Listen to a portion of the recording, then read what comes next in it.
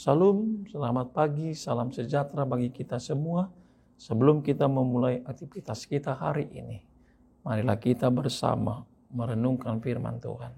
Kita berdoa. Kasih karunia dan damai sejahtera yang dari Allah Bapa, kiranya melampaui segala akal dan pikiranmu. Di dalam Kristus Yesus Tuhan kita. Amin. Jemaat yang dikasihi Tuhan, firman Tuhan pada hari ini, Jumat tanggal 17 Mei 2024, terambil dari kitab Mazmur pasal 6 ayat 2. Demikianlah bunyinya. Ya Tuhan, janganlah menghukum aku dalam murka-Mu, dan janganlah menghajar aku dalam kepanasan amarah-Mu. Demikianlah pembacaan nats ini. Jemaat yang diberkati oleh Tuhan. Seringkali kita bertanya dalam hati kita, mengapa orang yang hidup takut akan Tuhan masih mengalami berbagai pergumulan, masih mengalami berbagai masalah, dan bahkan menghadapi kemelut-kemelut kehidupan dan juga bencana dalam hidupnya. Mengalami kegagalan, mengalami permasalahan di rumah tangga, dan juga mengalami sakit, penyakit, bahkan kehilangan orang yang dia cintai. Tetapi Bapak Ibu yang terkasih, hari-hari ini memang sangat banyak orang yang mengalami hal yang demikian. Lalu muncullah pertanyaan lain. Apakah Tuhan berubah dengan janjinya? Apakah Tuhan berubah dengan janjinya? Jawabannya tentu tidak. Tuhan tidak pernah berubah tentang janjinya. Karena janji Tuhan adalah pasti, iya dan amin. Jika kita membaca Mazmur pasal 6 ini, kita bisa belajar bahwa Daud yang begitu sangat mengasihi Tuhan, juga mengalami berbagai pergumulan yang hebat. Daud mengalami pergumulan yang demikian beratnya, sampai seluruh tubuhnya terasa sakit dan lemah. Selaras dengan pemahaman dalam perjanjian lama bahwa penderitaan adalah akibat dari murka Tuhan dan atas dosa manusia. Itulah sebabnya dalam nas kita di ayat kedua ini Daud berkata, "Ya Tuhan, janganlah menghukum aku dalam murka-Mu. Janganlah menghajar aku dalam kepanasan amarah-Mu." Ini merupakan suatu ungkapan doa, permintaan supaya mendapat belas kasihan Tuhan. Terlepaslah dia dari murka dan amarah Tuhan. Dalam Mazmur ini Daud mengungkapkan isi hatinya kepada Tuhan, meminta belas kasihannya, dan bertanya kepada Tuhan berapa lama lagi dia harus merana dan menderita. Karena sepanjang hidupnya Daud berkali-kali menghadapi bahaya, ancaman, dan pergumulan, dan bahkan sampai kepada kekelaman untuk menghampiri dia melalui kematiannya. Tapi ketika dia menggembalakan segala kehidupannya bersama dengan Tuhan, dia diberikan kekuatan oleh Allah. Bahkan ketika Raja Saul mengejar-ngejar Daud, tapi Tuhan yang punya kasih, yang memberikan keselamatan bagi Daud untuk menghadapi segala permasalahan hidupnya. Untuk itulah makanya Daud setiap malamnya, saudara-saudari, dia meratapi, dia mengenangi, dan bahkan dia menangis ketika dia berdoa di malam hari agar Tuhan meluputkan segala penderitaan, ancaman, masalah dalam hidupnya, dan Tuhan berpihak kepadanya untuk menyelamatkan Daud dari segala maut dan ancaman itu. Oleh sebab itu, sesulit apapun hidup kita, kita tetap setia, kita tetap taat, dan kita senantiasa datang kepada Tuhan untuk memohon dan berseru agar Tuhan memberikan pertolongan dan pelepasan dalam hidup kita. Karena Tuhan tidak pernah membiarkan kita dicobai di luar daripada kekuatan kita, atau melebihi dari kekuatan kita. Oleh karena itu jangan putus asa.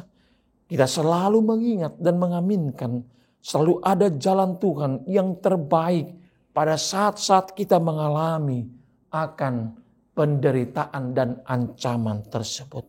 Oleh karenanya lah, sama seperti Daud, ketika Tuhan peduli dan berpihak kepadanya, yang dia bawakan dalam seruan doanya, baik melalui pujian penyembahan, dan juga dia selalu hidup bersama dengan Tuhan. Untuk itu saudara-saudari yang dikasihi Tuhan, bagaimana kita dapat memetik dari nas ini untuk menjadi pedoman dalam hidup kita? Ada pesan penting melalui nas kita di pagi ini. Yang pertama adalah kita diingatkan agar selalu berseru dan datang kepada Tuhan. Seperti yang dialami oleh Daud tadi. Oleh karena itu dalam hidup kita juga, seberat apapun pergumulan kita, kita hanya dalam Tuhanlah kita mendapatkan kelegaan. Mari kita ingat seperti yang dikatakan 1 Korintus 10 ayat 13 itu. Tidak melebihi dari kekuatan kita apapun yang kita hadapi di dunia ini. Yang artinya adalah Tuhan tidak menjanjikan bahwa hidup selalu mulus, selalu aman, tanpa masalah, tanpa pergumulan. Namun perlu kita ingat, Tuhan berjanji tidak akan membiarkan umatnya dicobai melebihi kekuatannya. Dan bahkan dia akan memberi jalan keluar bagi setiap orang yang berseru-seru akan namanya. Yang kedua adalah yang terpenting, Daud mengajarkan kita bagaimana hidup orang percaya agar selalu hidup merendahkan diri dan selalu meminta belas kasihan Tuhan dan serta memohon pengampunannya. Karena dalam setiap pergumulan, pencobaan dan bahkan tantangan kehidupan kita, melalui peristiwa demi peristiwa yang kita hadapi, di satu sisi kita diajarkan untuk hidup senantiasa mengevaluasi diri kita, mengevaluasi kita dan mengasah kekuatan iman kita, dan serta membentuk jati diri kita menjadi orang percaya yang lebih baik ke depannya, menjadi orang-orang yang penuh dengan tanggung jawab, yang penuh dengan kesetiaan. Dan ingatlah, Dia selalu menuntun kita dalam setiap pergumulan kita.